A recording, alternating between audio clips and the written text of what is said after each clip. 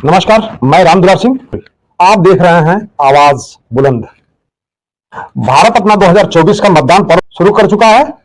19 अप्रैल को पहले चरण का मतदान हुआ और कई प्रदेशों में इसका मतदान हुआ था।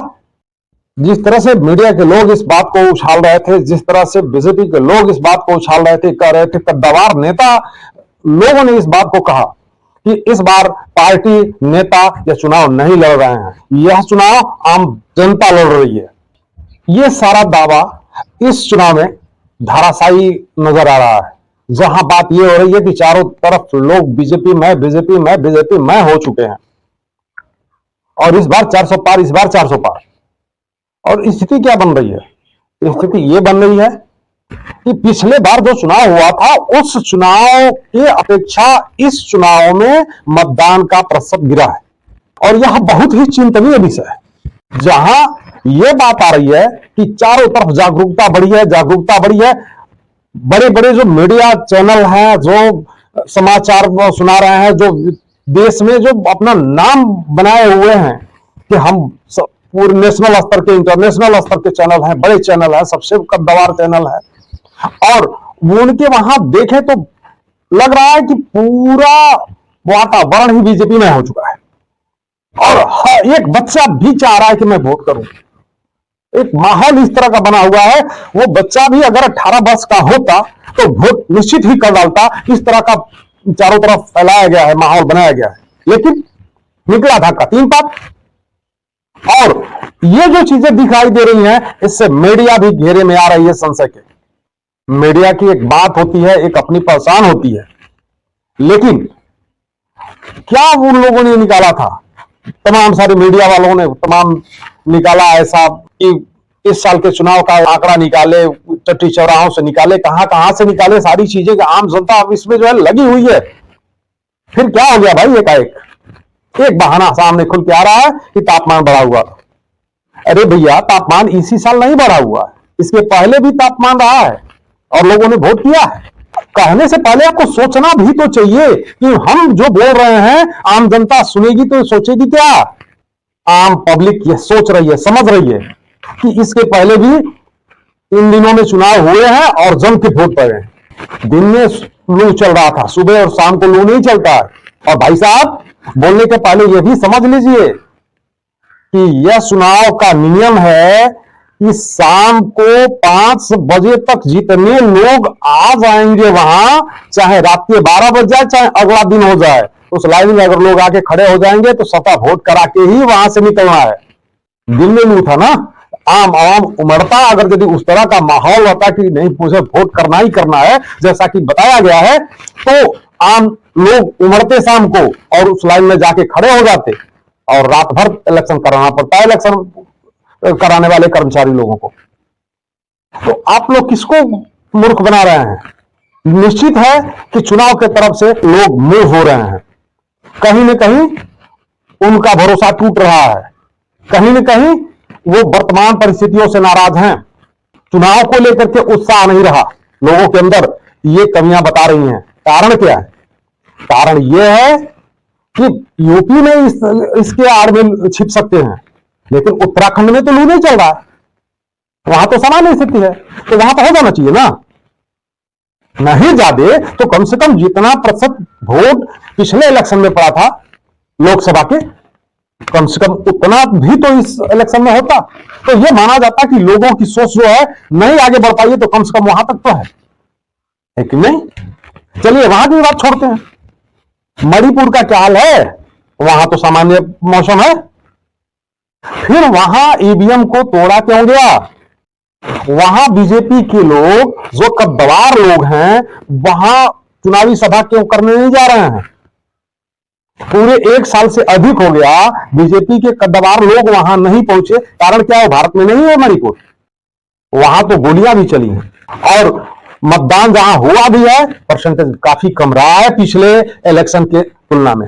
वही नहीं, जहां बीजेपी की वर्तमान सरकार है, बीजेपी के सपोर्टेड वर्तमान सरकार है, वहां का स्थिति तो यह है कि वहां के 6 जिलों में मतदान का प्रतिशत एकदम 0 रहा है। जो अपने आप में इन सारी चीजों का जवाब है, जो मीडिया बोल रही है, बीजेपी के लोग बोल रहे हैं, अदर पार्टियों के जो लोग बोल रहे हैं, ये घटना यह जवाब दे रही है कि आम जनता त्रस्त हो चुकी है, प्रोपगंडा देखते देखते थक चुकी है। उसे लग गया है कि इन सबों से कुछ होने वाला नहीं है, अब हमें ही इसको एक्शन लेना पड़ेगा और ये परिस्थितियों को सुधारने के लिए हम ही को आगे आना पड़ेगा। नागालैंड के 6 जिलों में 0% मतदान हुआ है।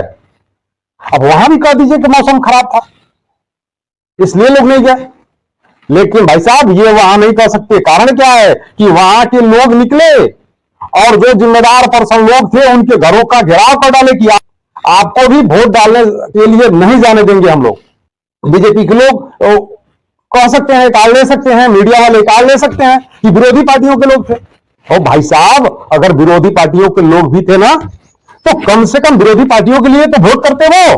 कुछ लोग उन लोगों को घेर के रखते, कुछ लोग जाकर के बारी बारी से वोट कराते, लेकिन ऐसा नहीं हुआ। इसलिए लग रहा है कि पूरे सिस्टम से आम पब्लिक का भरोसा उठ रहा है और कहीं ऐसा ना हो कि विरोध में जिस तरह से लोग उतरे हैं, पूरे भारत का आम आवाम सड़क पर उतर जाए और जो भी जिम्मेदार पर्सन लोग हैं वो समय रहते समझ जाएं। अन्यथा इस तरह से निराशा लोगों में आया तो यह जो आप लोग कह रहे हैं ना कि अभी तक ट्रेलर था, तो यह अभी एक ट्रेलर ही मान लीजिए आम पब्लिक की, और आप समझ सकते हैं कि आम आवाम भड़की अगर तो क्या हो सकता है। समय रहते संज्ञान लें और जो भी गलतियां आप लोगों से हुई है उसको सुधार करें। अगर आप लोगों से गलती नहीं हुई है तो आम पब्लिक तक इस बात को पहुंचाएं कि मामला क्या है, आप समझ क्या रहे हैं। लेकिन वैसे पब्लिक समझ चुकी है, वो मूर्ख नहीं है, अब मूर्ख बनाया नहीं जा सकता है। आम आवाम यह बताने की कोशिश कर रही है, जो मूर्ख आप लोग अब तक समझते थे वो मूर्ख हम नहीं है। हम भावनाओं बस बह रहे थे, आपको समय दे रहे थे, अब वो समय खत्म हुआ। अब हम उस भावना से उठ करके विवेक पर काम करेंगे। हमें कैसे लोग चाहिए वो बताने का प्रयास कर रही है, और जो भी गणमान्य लोग हैं, जो भी सक्षम अधिकारी हैं, समय रहते समझ जाएं ताकि भारत को भाड़ में झोंकने से बचाया जा सके।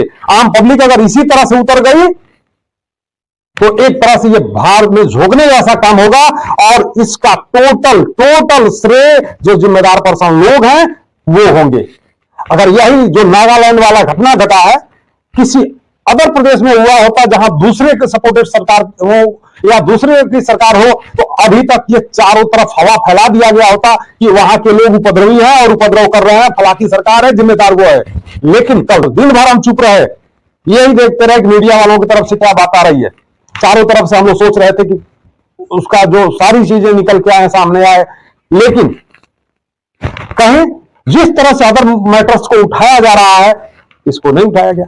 एक राई को पहाड़ बनाने के लिए काम किया जा सकता है, लेकिन इतनी बड़ी बात को लेकर के अभी तक चारों तरफ चुप्पी क्या है, मौन क्या है। सवाल यह उठता है, भारत की जनता जिम्मेदार पर्सन लोगों से इसका उत्तर मांगती है, इसका जवाब चाहती है और देना ही होगा, मुंह नहीं मोड़ा जा सकता।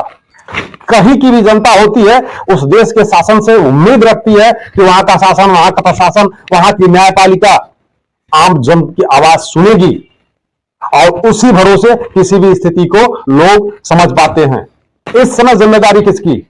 इस समय वर्तमान जो सरकारें हैं उनकी जिम्मेदारी है। इस समय मुख्य जिम्मेदारी, मुख्य रोल अगर देखा जाए तो चुनाव आयोग का है। चुनाव आयोग में बैठे हुए जो भी पदेन अधिकारी हैं, जिम्मेदारी उनकी है, जवाबदारी उनकी है और भारत की जनता उनसे जवाब मांगे बगैर रहेगी नहीं। जैसा कंडीशन दिख रहा है, जो माहौल चल रहा है, और हमारे माननीय जो न्यायाधीश हैं, चाहे वो लोअर कोर्ट के हों, अपर कोर्ट के हों, चाहे वो हाई कोर्ट के हों, सुप्रीम कोर्ट के हों, उनके पास तो यह पावर सुरक्षित है ना कि आम जनता की कोई बात अगर हो तो संबंधित अधिकारी को स्वतः नोटिस देकर के तलब कर सकते हैं। तो आज के समय में आपका भी रोल बहुत बड़ा है और आपसे जनता उम्मीद लगा के बैठी है। जो ईवीएम का बहिष्कार किया जा रहा है, ईवीएम की बातें चल रही हैं, वो सारी चीजें आपके वहां है और यहां की जनता, भारत की जनता आपसे उम्मीद लगा के रखी थी कि समय रहते कुछ डिसीजन आ जाएगा, लेकिन लोगों को आप निराशा ही लगा। आम जनता की कोई बड़ी मांग नहीं थी, चाहा गया होता तो पूरा किया जा सकता था। जहां बात यह आ रही है कि बहुत बड़ी संख्या है, अरे सरकार बहुत बड़ी संख्या है तो कर्मचारियों की भी संख्या बहुत होनी चाहिए। भारत की आबादी अगर ज्यादा है, भारत का क्षेत्रफल अगर ज्यादा है, तो वहां कर्मचारियों की भी संख्या अधिक होगी। तो फिर कोई मायने नहीं रखता है कि ज्यादा कैलकुलेशन करना है। उसी पर जब देश का भविष्य टिका हुआ है, एक छोटा सा मकान लोग बनवाते हैं तो नींव कूट के भी करते हैं, नींव की सारी व्यवस्था करते हैं कि इसी पर जो टिकेगा, लोड होगा नींव पर ही आएगा, मकान इसी पर टिकेगी, बेहतर बनाओ। तो जहां पूरे देशवासियों के विश्वास का सवाल है, जहां जिस काम से पूरे देश का 5 वर्ष निर्धारित होना है कि 5 वर्ष कैसे चलेगा, उसके लिए 2 दिन 5 वर्ष के अपेक्षा 5 वर्ष के लिए या हम 10 दिन 15 दिन 20 दिन 1 महीना भी नहीं दे सकते। जो भी काम है भारत के विकास के लिए हम कर रहे हैं, और जब मतगणना से ही विकास का निर्धारण होना है तो फिर क्या हम उसमें समय देने से कतरा रहे हैं? बहुत पैसा लगेगा तो बहुत पैसा लगेगा, तो बहुत पैसा के लिए तो बहुत सारा काम हो रहा है, और सारा पैसा लग ही रहा है, देश के विकास के लिए लग रहा है। तो आपको इसमें भी तो कोई परहेज नहीं होना चाहिए। तो आम जनता जो कुछ भी कर रही है, सोच रही है, वो सारी चीजों को बहुत अच्छी तरह से देख रही है। और किसी भी देश की जनता का जब न्यायपालिका पर से विश्वास उठ जाता है, शासन प्रशासन से विश्वास उठ जाता है, दमन किसी भी तरह से कर दिया जाए, लेकिन जिम्मेदारी जो कुर्सियों पे बैठे लोग हैं उनके ही सर जाता है। इसलिए जो भी सक्षम लोग हैं, हमारा करबद्ध प्रार्थना है उनसे कि समय रहते संज्ञान लें और प्रकरणों को समझें और निष्पक्ष होकर के निर्णय दें और कार्यक्रमों को नॉर्मल तरीके से संपन्न कराने की कोशिश की जाए। अन्यथा अगर आम पब्लिक का विश्वास डगमगाया तो शुरुआत में तो आप लोग देख ही चुके हैं। नमस्कार, जय हिंद, जय भारत।